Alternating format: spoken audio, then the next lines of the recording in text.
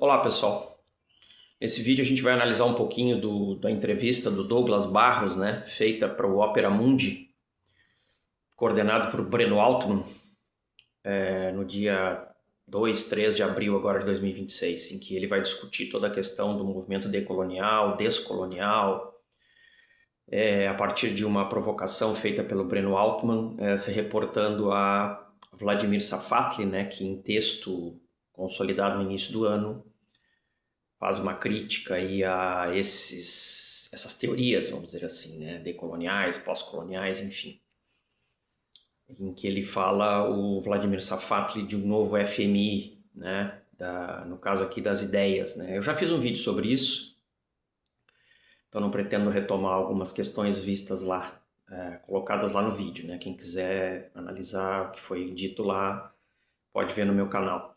Mas eu quero só me manifestar aqui no sentido de que achei muito complicada a postura do Douglas Barros no vídeo.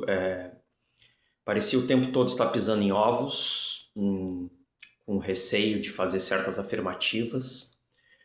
E eu queria deixar claro o seguinte, né, do ponto de vista da minha interpretação do que significa a perspectiva ou as perspectivas decoloniais, descoloniais, enfim. Eu acrescentaria que essas perspectivas estão dentro daquilo que a gente chama de uma perspectiva pós-estruturalista, ou dos pós-estruturalismos, né? Aquelas perspectivas teóricas que surgiram a partir das décadas de 60, 70, mais especificamente a partir da década de 70, 80 do século passado, a partir da França, né? A partir da sua primeira geração, principalmente Michel Foucault, Gilles Deleuze, Guattari, Jean-François Lyotard e assim sucessivamente, né? E que depois foram, obviamente, com o passar das décadas e do tempo, adentrando o século XXI, foram desencadeando leituras, inclusive advindas dos países colonizados. Daí essas perspectivas decoloniais, descoloniais, contracoloniais, enfim, não vamos entrar nas especificidades de cada uma delas. Eu, aqui, de uma forma didática, coloco todas, a princípio, dentro deste movimento do espírito, né, do tempo, que é esse espírito do tempo lá da década de 1970, 80, 60 do século XX, que então ensejaram essas perspectivas teóricas, advindas da filosofia num primeiro momento, mas depois adentrando a sociologia, a política, a própria história, etc., né? E que ensejam essa perspectiva pós-estruturalista. Em grande medida, o que alimenta, né, essa perspectiva pós-estruturalista? Que, de um certo modo, se contrapõe, em alguma medida, às soluções propostas pelo marxismo de superação do capitalismo. Acho que tem duas questões fundamentais aí para explicar o surgimento dessas perspectivas pós-estruturalistas. A primeira delas é se contrapor às promessas da modernidade, ou advindas da perspectiva da modernidade ocidental, né? Aquelas promessas de desenvolvimento, de progresso, de desenvolvimento econômico, etc., para todos. Isso não se deu, né? Então elas têm uma crise que acontece aí, mais especificamente entre primeira metade do século XX e segunda metade do século XX, em que se explicita, mais do que tudo, o fato de que a promessa, os grandes discursos, as metanarrativas, como vai dizer o Jean-François Lyotard, né, quando ele escreve o livro A Condição Pós-Moderna, e explica que uma das questões que explicaria a condição pós-moderna, diante da qual o pós-estruturalismo, enquanto teoria, tenta explicar essa mudança de tempo, né? Alguns vão falar da passagem da modernidade para a pós-modernidade.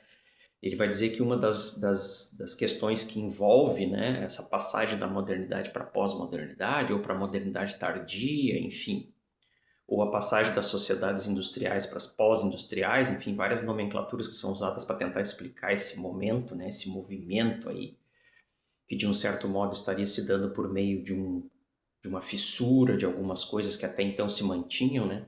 Ele vai dizer que uma das questões que caracteriza isso é o arrefecimento e enfraquecimento das grandes metanarrativas, né?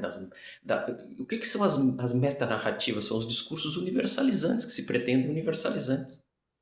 Progresso para todos, desenvolvimento para todos, né? Que são criações da modernidade. quando na verdade sabemos que a modernidade em grande medida, então na verdade foi um projeto advindo da Europa, um projeto de vida, um estilo de vida europeu, como vai dizer o Anthony Giddens, que se universaliza a partir dos séculos XVI e XVII, chegando inclusive aos países latino-americanos, a África e tal, muito mais na forma de exploração, de alienação, enfim, de dominação, do que necessariamente um movimento que viria acompanhado de efetivamente de desenvolvimento, de igualdade, né? Liberdade, igualdade, fraternidade universais.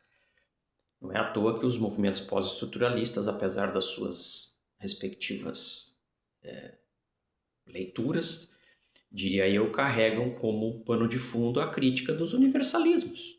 Os universalismos não passaram de discursos, não de realidades concretas, né? Então o pós-estruturalismo se insurge contra isso, contra essas perspectivas universalizantes, colocando muito claramente em pauta o fato de que o que houve, na verdade, na modernidade, por isso a crítica da modernidade, foi a consolidação de uma proposta de desenvolvimento advinda de um lugar específico, geograficamente, historicamente situado, que é a Europa, ok? A partir do quê? De uma identidade específica, que seria do homem branco, católico, trabalhador, heterossexual. E também, eu diria que as perspectivas pós-estruturalistas se insurgem, né, ou surgem, fazendo a crítica também, além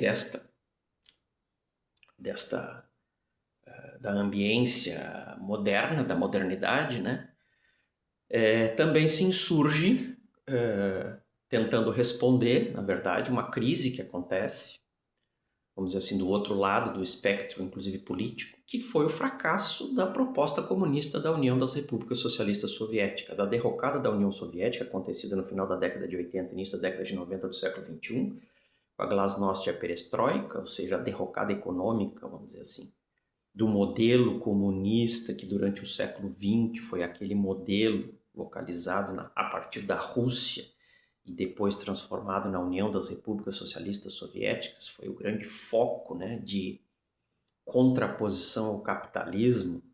Com a sua derrocada, que aconteceu no final da década de 80 e início da década de 90, quando a gente começa a falar então em globalização, ou seja, a vitória do capitalismo por sobre o comunismo, pelo menos até então analisado, né? Não se falava em China na época. A derrocada do modelo comunista proposto de um outro mundo possível para além do capitalismo, localizado, repito, insisto nisso, na União Soviética, com a sua falência, com a derrocada, né? Acho que a queda do Muro de Berlim é sintomática nesse sentido, também faz com que, por exemplo, os próprios movimentos progressistas comecem a se questionar a respeito da real capacidade, da possibilidade, pelo menos naquele momento, né, de superarmos o capitalismo. Então o movimento progressista, que eu estou dizendo aqui que em grande medida passa a ser alimentado não mais pelo marxismo, mas sim pelo pós-estruturalismo, pelas leituras advindas do que eu estou chamando de movimento pós-estruturalista, começam a pensar o quê? Sim, a continuidade da crítica e do enfrentamento às formas de dominação, de exploração do capitalismo, porém dentro do capitalismo. Por quê? Porque a proposta de superação do capitalismo fracassou. Simples assim. Ou, né, para que eu não seja mal compreendido, fracassou naquele momento. Só que aquele momento era um momento, nós somos frutos do nosso tempo histórico. Aquele tempo histórico, aquele momento, foi caracterizado pela falência da proposta que até então havia se consolidado durante o século XX. Lembremos que o século XX foi o século da Guerra Fria, dessa disputa ideológica, econômica, no mundo dos esportes, por exemplo, de um lado entre os Estados Unidos defendendo o capitalismo e de outro lado a União Soviética defendendo a proposta comunista. Quando rui esse mundo acaba, é o que acontece no final da década de 80 e de 90 com a falência da União Soviética, da proposta comunista localizada a partir daquela ambiência, né? É inevitável que com isso acontecendo, os próprios movimentos progressistas de esquerda se perguntassem, se fossem sinceros e honestos, né, diante do tempo histórico. E agora, José? para onde a gente corre. Então não se abandona a crítica ao capitalismo, porém é uma crítica que não mais pensa do ponto de vista macroestrutural a grande revolução, porque ela fracassou naquele momento.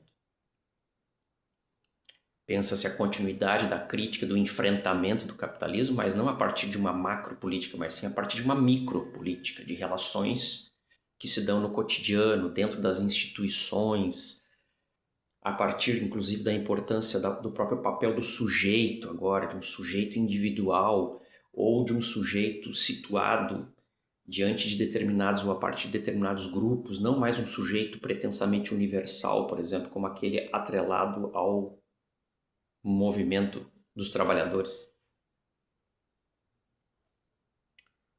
É isso que caracteriza a pós-modernidade. Simples assim.